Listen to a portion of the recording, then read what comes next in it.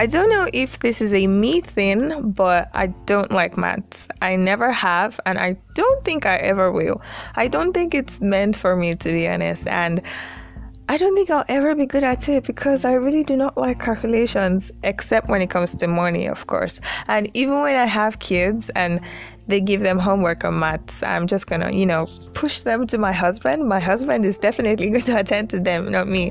And well, I know that you didn't play today's episode only for you to be hearing about my dislike for maths, but hear me out.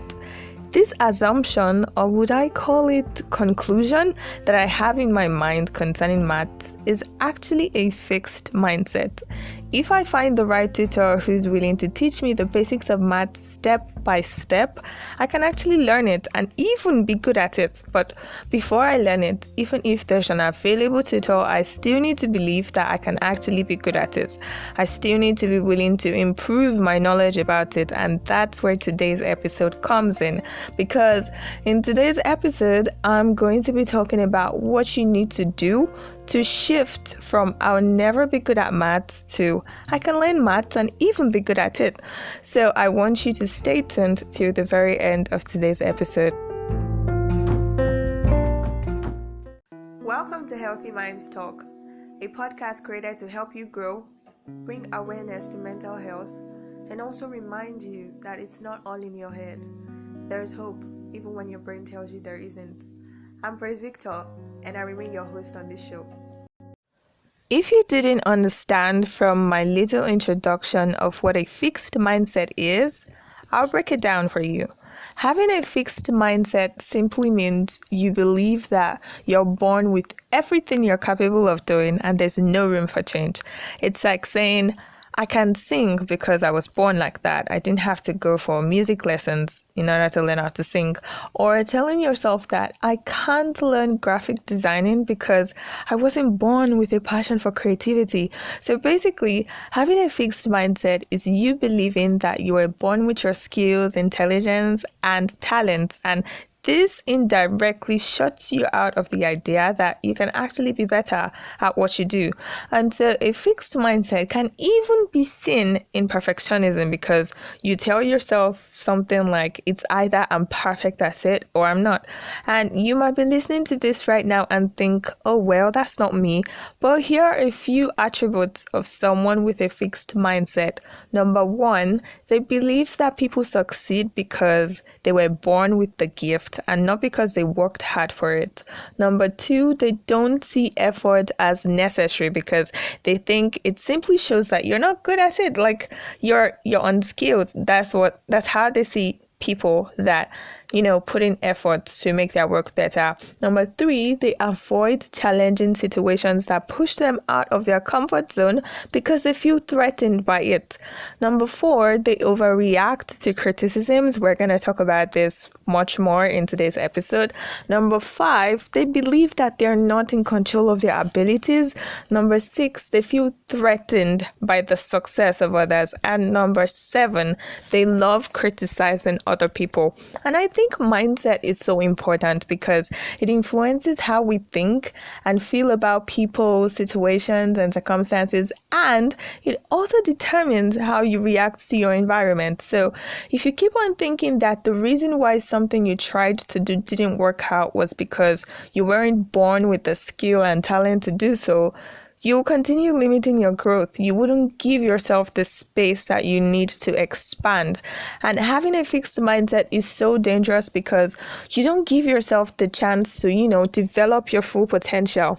And Abraham Maslow said something. He was an American psychologist, and he said something that if you deliberately plan to be less than you are capable of being, then I warn you that you'll be deeply unhappy for the rest of your life. You'll be evading by your own capacities, your own possibilities. So basically, how can you stop this? How can you go beyond that limiting belief of, I can't do this? Now, you might be thinking that it's impossible to change how you've always perceived yourself or a certain situation, But you actually can. Mindset shifts are possible because your mindset about something is simply your belief concerning that thing. And while it's not always easy to change your belief about something or a situation, it's possible, it's achievable. And the best way to do this is to obviously adopt a growth mindset. And a growth mindset, it's simply the opposite of a fixed mindset. It's when you believe that you have the capacity to grow and improve your skills and that you are in control of your abilities. So, what are the signs that you're actually developing a growth mindset? Now, the first sign is you get inspired by the success of others.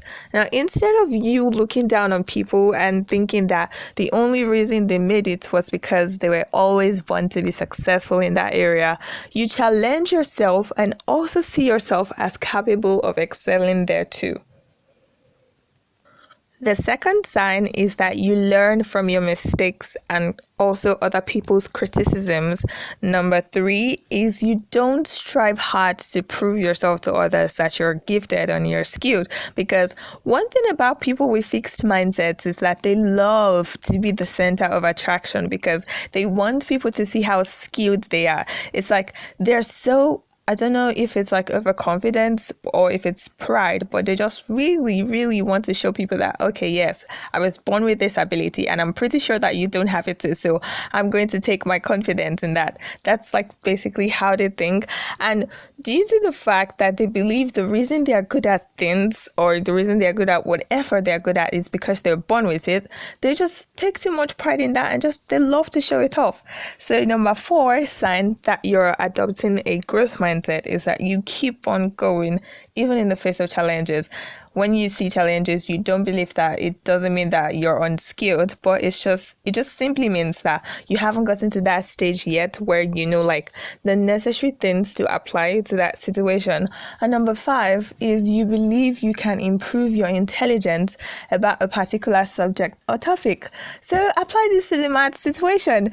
If I have a growth mindset about maths, I know that I can actually be good at it if I put my mind to it and if I, put in the effort. So if any of these signs resonated with you, I'm so proud of you that you're not only growing, but you're also self-aware and honest with yourself. And if you want to be better, what you do, if you want to develop a growth mindset, or if you feel like you have a fixed mindset currently and you just want to, develop that growth mindset, the first thing you should do is to be honest with yourself. Think of where you're currently in life and think of the things you're also doing. In what area would you say that you've subconsciously adopted a fixed mindset? Is it concerning a work project, a school project, your relationship, business, whatever it is? Be self-aware and know where exactly you need to make a change. The second thing I want you to do is to rephrase your self-talk.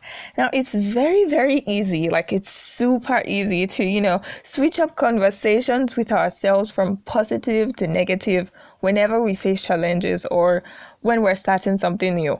Well, now, while psychologists say that this process is an attempt by your brain to protect you from leaving your comfort zone, I think it's very important to not give in and to rephrase whatever your inner voice is telling you at that point in time. So, for example, when your inner voice says something like, I'm terrible at it and I don't think that's going to change, that is a fixed mindset. And so you just need to rephrase it to something like, oh, I'm not exactly good at this now, but I can get better. Or another situation is when your mind that's trying to display a fixed mindset tells you something like, they're so smart, I doubt I'll ever reach their level of intelligence. And so you just need to rephrase that and tell yourself something like, I'll figure out how they make it work so I can also try it for myself. And it's also okay to ask them and admit that I don't know it all. So simply in situations where you feel like you aren't good at something, and then instead of like your mind to encourage you that, okay, yes, I believe in myself, I believe I can do this, and your mind it just feels like your mind is also against you, you need to take that conscious step. You need to be aware of when you hear voices like this in your head, and you also need to take that conscious step to reverse it, to tell yourself that I can be better at this. I am growing. I see myself as getting there. I see myself at that stage. You just have to be there for yourself, even if there's nobody else that wants to, validate your growth process or anything like that. The third thing I want you to learn how to do, if you really want to develop a growth mindset, is to learn how to take criticisms. Now, whenever you get criticized or corrected, instead of telling yourself something like, who do they think they are to correct me? Like, who gave them the audacity? Just calm down, okay? Take a step back and reflect on what they pointed out. Because you snapping back at them when you're being corrected is not only you being prideful, but it's also a form of self-denial where you don't want to admit that you didn't get something right. So instead of you reacting that way, because we've talked about emotional reactivity, instead of you reacting that way, all you need to do is to simply take a step back, assess the situation. Okay, what are they pointing out? What is the truth in what they just said? You don't have to take it as like something like maybe they're attacking you. They're not attacking you. That way of them giving you a constructive feedback is them telling you that, okay, you did great, but there's also still room for improvement. You can do way much better than what you did. So always see it as that. Do not see corrections or criticisms as attacks, but see them as efforts from other people to help you grow too. Now, the fourth thing and the last thing I want you to do is to celebrate the process and not just the finished product when the goal has been achieved. Now, what do I mean by this? Most times people either feel jealous of other people's success or invalidate it because they didn't understand the process the person went through to get there. And we put that same energy back into our work. We fantasize on achieving the results instead of celebrating ourselves for the efforts we put in to achieve those results. So reward yourself for for that extra lesson. Reward yourself for taking that conscious step to help yourself get better, whether you went for an extra maths lesson or physics, whatever area you're finding difficulty in, whether it's you watching an extra YouTube video or paying for a course for you to gain more knowledge on a particular topic. You have to be proud of yourself. You have to find more joy in enjoying the process, because if you obsess so much about getting the results, you would keep getting frustrated with yourself while you're going through the process of achieving that goal. So celebrate yourself for the efforts that you put in and enjoy your growth process. Despite the fact that I highly encourage a growth mindset, one thing I think you should notice about yourself is that you're not going to have a growth mindset concerning everything. Or even if you have, you're not going to act on it all the time. Because while I know that I can be really excellent at maths, because I once was actually in real life when I had a great tutor, I choose not to go down that path because I'm not interested in it. So while you have the mindset that you can be really good at something, you can choose to not go for it because you feel like it's not something you want to venture into or explore, and you're content in the field that you're currently in. This is a way of you being aware that yes, I can do this, but no, I choose not to because it's going to be a burden for me to, carry it all together as time goes on. This helps you to not start things that you can't finish, because if you want to do everything simply because you believe you can, you break down on the way. Not because you couldn't achieve the goals, but because you took on more than you could actually carry. So this is me telling you to take life one thing at a time, one step at a time, and be good to yourself. Thank you so much for listening to today's episode of the podcast. I'll see you next Monday, but till then, follow me on my socials. I'll put the links in the description and let me know how this episode has helped you.